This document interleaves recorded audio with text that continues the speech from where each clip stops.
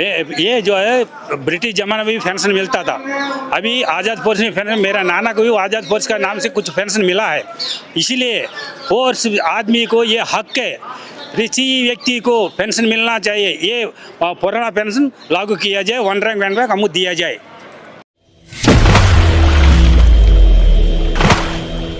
क्या नाम है आपका, कहाँ से आए? हमें retired sub inspector CASF SU Bhaskar from Visakhapatnam से मैं आया हूँ यहाँ पर जंतर मंतर पे। इस मुद्दा को लेकर हमें यहाँ आया है कि यहाँ जैसा आर्मी, एयरफोर्स, नेवी जैसा सर्विस करता है उसी तरह हमारे पैरामिलिट्री भी सर्विस करता है, इसमें कोई कमी नहीं है। इस कमी को पूरा करने के लिए हमें यहाँ तक आया हुआ है।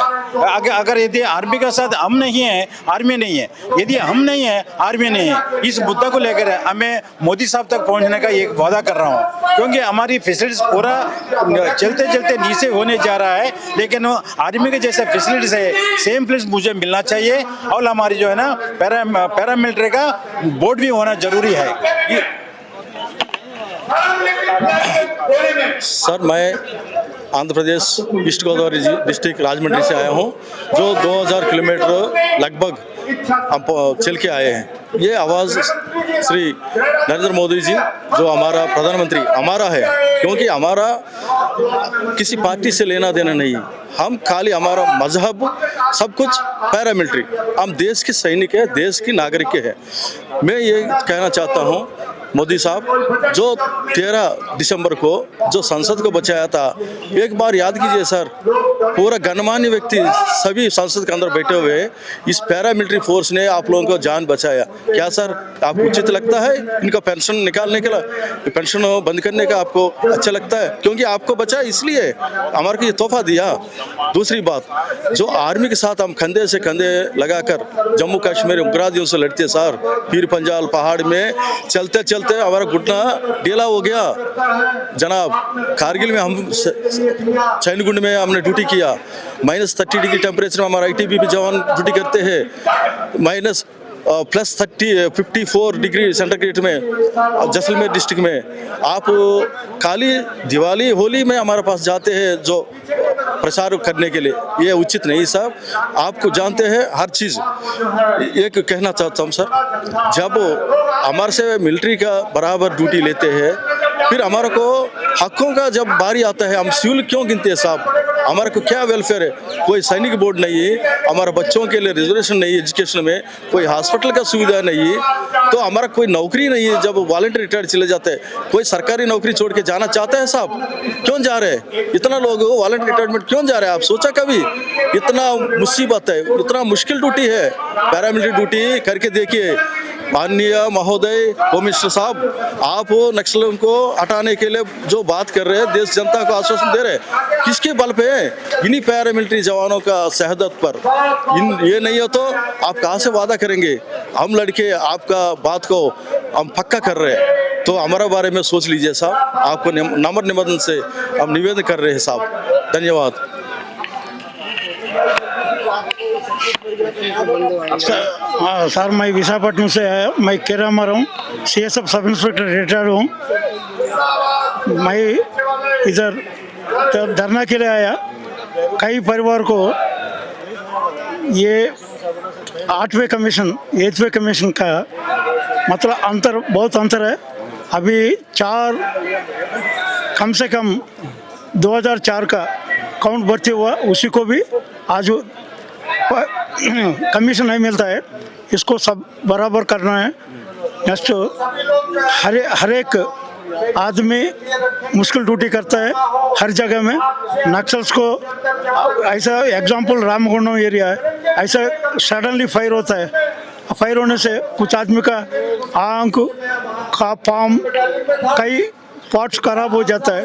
आदमी को आजकल आप लोगों कोई भी बाहर आ जाता है 20 साल का नौकरी करके, उसको पेंशन नहीं दे रहा है।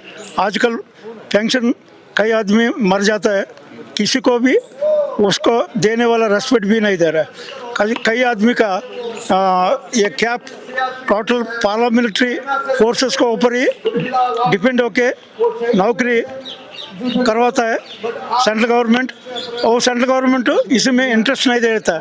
हर एक आदमी का परिवार को ऐसा बाहर बिक्री करके सब अपना सामान को अपना घर बिक्री करके घूमना पड़ता है बिना मतलब बिना ये पेंशन का वजह से ये सब कुछ हो रहा है। ये सब ध्यान दीजिए सर, आप लोग पार्लियामेंट्री से हर जगह में आप लोग ड्यूटी लेते हैं। आजकल एयरपोर्ट, पोर्ट, सी पोर्ट हर जगह में नौकरी करता है। आदमी का 2004 से सब बंद कर दिया। 18 महीने का पैसा भी देना था, उसका भी नहीं दिया। अभी तक सेंट्रल गवर्नमेंट का CGHS हर जगह में हर जिला में ओपन करना था, वो भी नहीं किया। नेक्स्ट हर जगह में सैनिक बोर्ड भी जिला वाइज करना था, अभी तक नहीं किया। किसी को सही वेलफेयर नहीं मिल रहा है। सब इसका वजह से हर आदमी परेशान हो रहा है। सही ये मेडिकल स्पेशलिटीज भी नहीं मिल रहा है। इसका ऊपर में सब ध्यान दे के गवर्नमेंट सबको बराबर करने के लिए मैं प्रार्थना करता हूँ। जय हिंद, जय भारत। नाम क्या? मेरे नाम PH वेंकटराव है। मैं आंध्र प्रदेश विजयनगर से आया हूँ। सर्वप्रथम मैं क्या बोलता हूँ, आर्मी, नेवी, एयरफोर्स, डिफेंस में आता है। हमारा CBS, ITBP ये सब CRP ये सब जो है होम मिनिस्टर में आता है। इसमें ड्यूटी कोई फ़र्क नहीं है।